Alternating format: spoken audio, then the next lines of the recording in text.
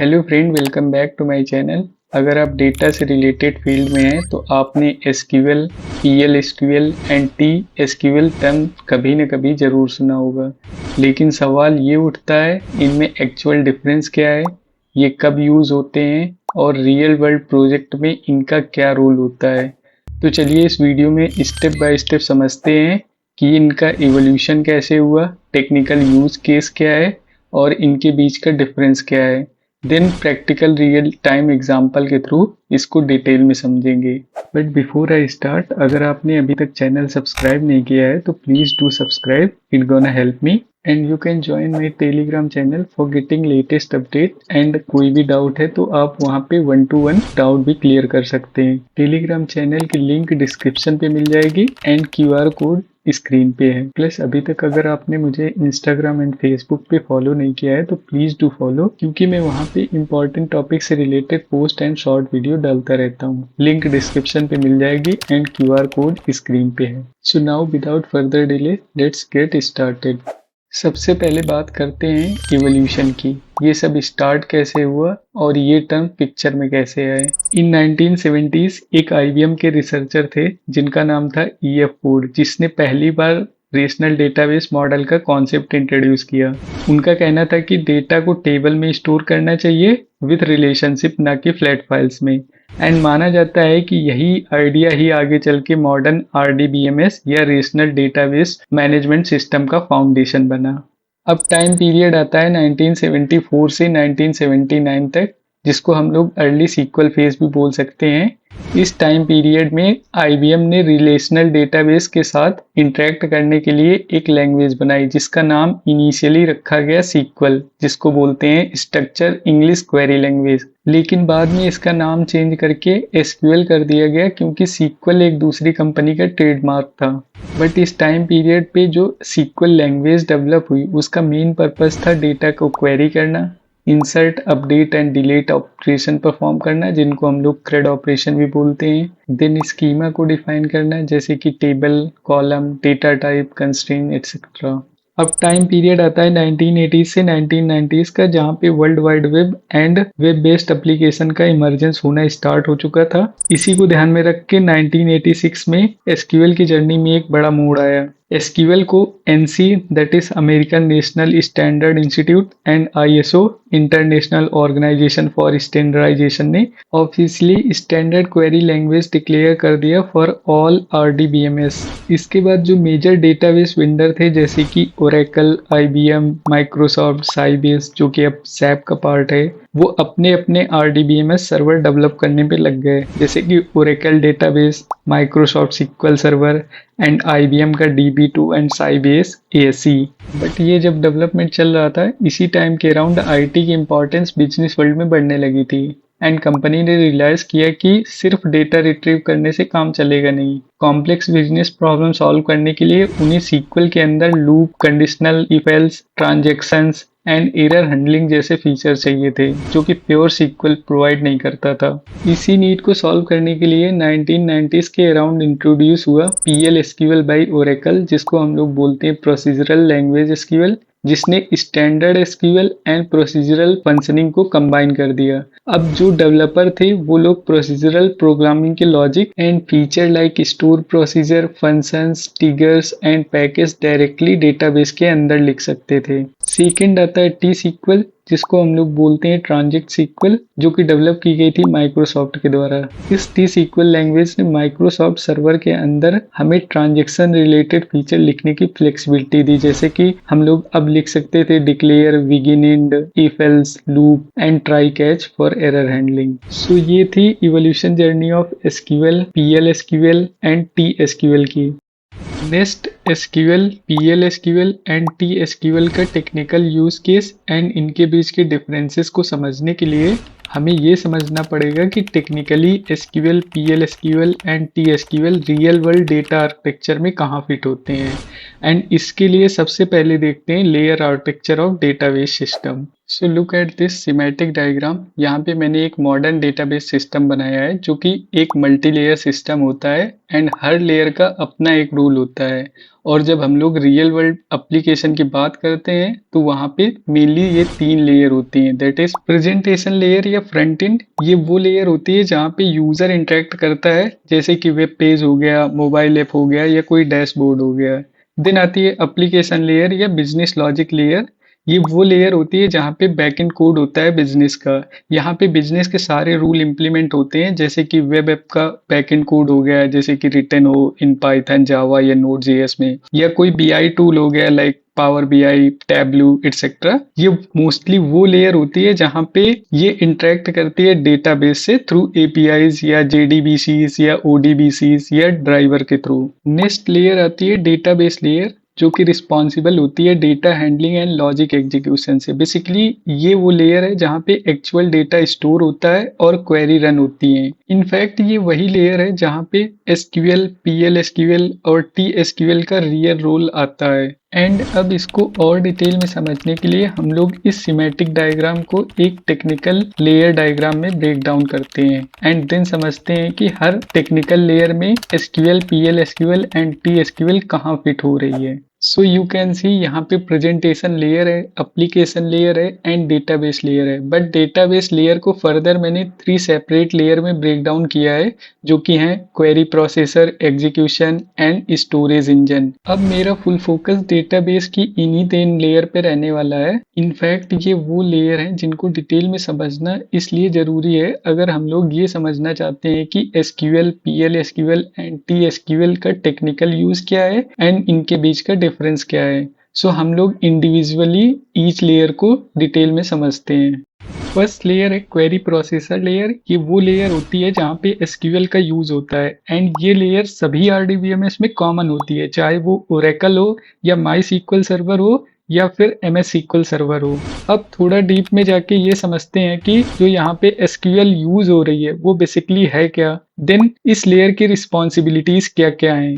First thing first, SQL एक declarative या non procedural language है, जिसका मतलब ये होता है कि हम बस ये बताते हैं कि क्या आउटपुट चाहिए, उसके बाद डीबीएमएस खुद डिसाइड करता है कि वो आउटपुट कैसे लाना है। सो अगर मैं इसको वन लाइन में समराइज करूं तो here we tell the database what to do, not how to do. अब मैं इसको एक एग्जांपल के थ्रू समझाता हूँ। सपोज मुझे चाहिए name and salary of a employee जिसका डिपार्टमेंट सेल्स हो। सो मैं उसके लिए ये क्वेरी लिखने वाला हूँ। अब अगर इस क्वेरी को मैं क्लोजली ऑब्जर्व करूँ तो यहाँ पे मैंने केवल ये बताया है कि मुझे क्या आउटपुट चाहिए, इसमें से कोई प्रोसेस नहीं बताया कि वो आउटपुट कैसे आएगा। सो होप ये समझ आया होगा कि जो एसक्यूएल है वो डिक्लेरेटिव है, मीनिंग कि we tell the database what to do, not how to do. Next समझते हैं कि क्वेरी प्रोसेसर लेयर की रिस्पॉन्सिबिलिटी क्या है। सो ये लेयर एसक्यूएल क्वेरी को अंडरस्टैंड करती है, वैलिडेट करती है और ऑप्टिमाइज करती है। और ये पूरा प्रोसेस 4 मेन स्टेप में होता है, जिसमें से पहला स्टेप है टोकेनाइजेशन, मीनिंग कि यहाँ पे क्वेरी को टोकन्स में ब्रेक किया जाता है। फॉर एग्जाम्पल इस क्वेरी में जो टोकन क्रिएट होंगे वो होंगे select, name, from, employee etcetera. Then second step आता है पार्सिंग,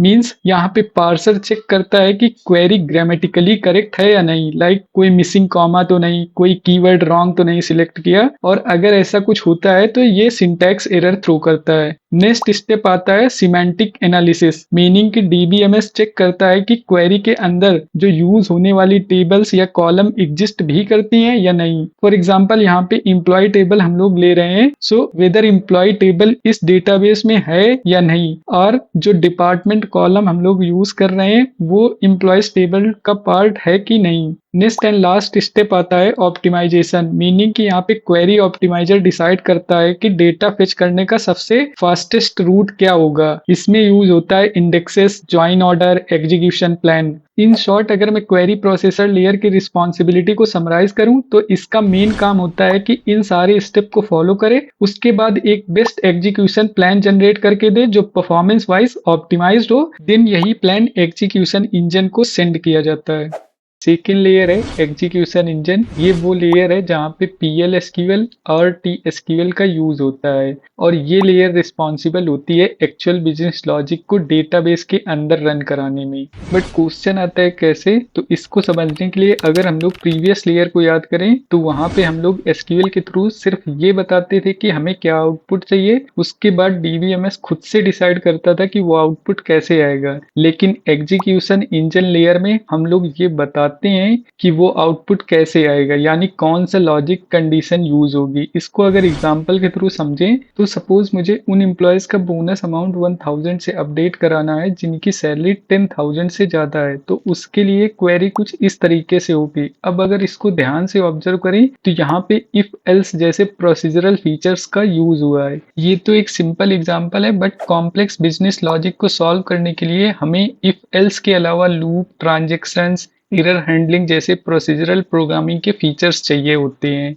जो कि स्टैंडर्ड एसक्यूएल में ये फीचर अवेलेबल नहीं है। एंड इन्हीं फीचर्स को डीबीएमएस में ऐड करने के लिए प्रोसीजरल लैंग्वेज एक्सटेंशन का यूज होता है। एंड इसमें से दो प्रोमिनेंट मेजर प्रोसीजरल एक्सटेंशन है, PL/SQL for Oracle database and TSQL for Microsoft SQL server. Next इनको डिटेल में समझते हैं। सो फर्स्ट है PL/SQL which stand as procedural language SQL and ये ओरेकल डेटाबेस का प्रोसीजरल एक्सटेंशन है। PL/SQL जो है वो स्टैंडर्ड SQL को प्रोसीजरल फीचर्स के साथ एक्सटेंड करता है, मीनिंग कि ये स्टैंडर्ड SQL में इफ एल्स जैसे condition, loops, exception handling, cursor, store procedural and functions जैसे फीचर्स को ऐड करता है। फॉर एग्जांपल मुझे ये बिजनेस लॉजिक रन कराना है जहाँ पे मैं चेक कर रहा हूँ कि एम्प्लॉय की सैलरी 50,000 से कम है या नहीं। अगर कम है तो 2,000 का बोनस असाइन कर रहा हूँ, नहीं तो उसको स्किप कर रहा हूँ।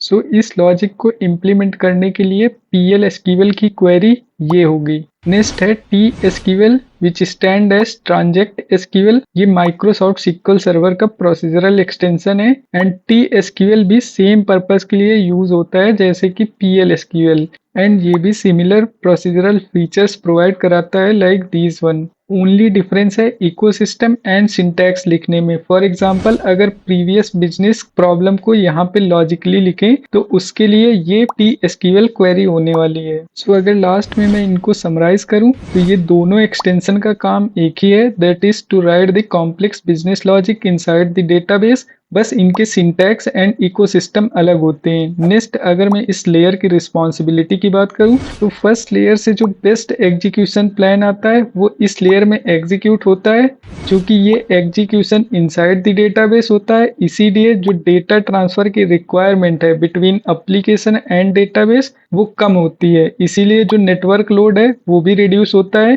एंड उसकी वजह से फास्ट क्वेरी एग्जीक्यूट होती है। नेक्स्ट लेयर है स्टोरेज इंजन लेयर।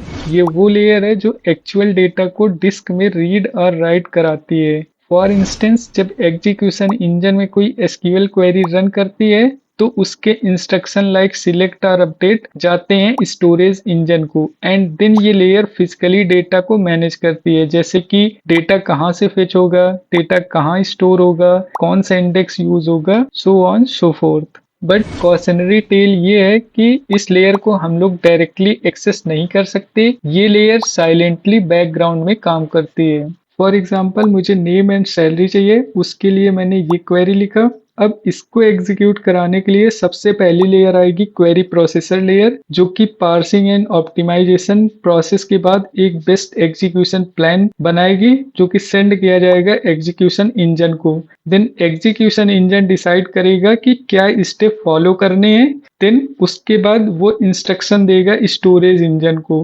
फिर स्टोरेज इंजन एक्चुअल में डेटा को फेच करके रिटर्न बैक करेगा।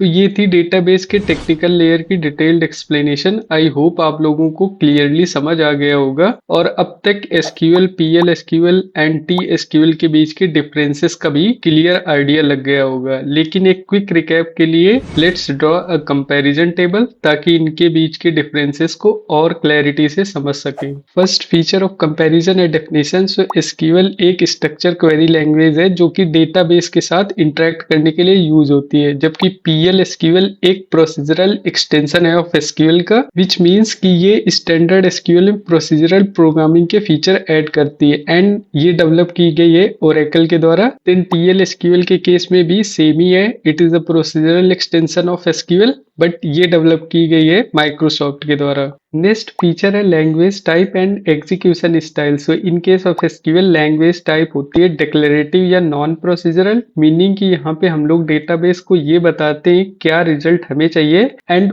उसको कैसे लाना है वो डेटाबेस डिसाइड करता है। एंड एग्जीक्यूशन स्टाइल की बात करें तो ये one query at a time execute करती है, जबकि PL-SQL के केस में जो लैंग्वेज टाइप है वो प्रोसीजरल लैंग्वेज है एंड इसमें जो एग्जीक्यूशन स्टाइल है वहां पे block of code full control features के साथ एग्जीक्यूट होता है। यही सेम लॉजिक अप्लीकेबल है इन केस ऑफ T-SQL के केस में। नेक्स्ट फीचर है पर्पस। तो SQL यूज होती है टू परफॉर्म CRUD ऑपरेशन, और अगर कमांड टाइप की बात करूं तो TQL, DDL and DML। In case of PL-SQL ये यूज होती है Oracle DB में बैकएंड में बिजनेस लॉजिक को लिखने में, सिमिलर फॉर T-SQL, बट ये यूज होती है SQL सर्वर में। नेक्स्ट फीचर है support for logic like if else loop etcetera. So SQL के केस में ये सपोर्ट नहीं होता, जबकि PL-SQL एंड T-SQL के केस में ये दोनों प्रेजेंट होते हैं। नेक्स्ट फीचर है variable support. So in case of SQL ये नहीं सपोर्ट करता, जबकि PL-SQL एंड T-SQL के केस में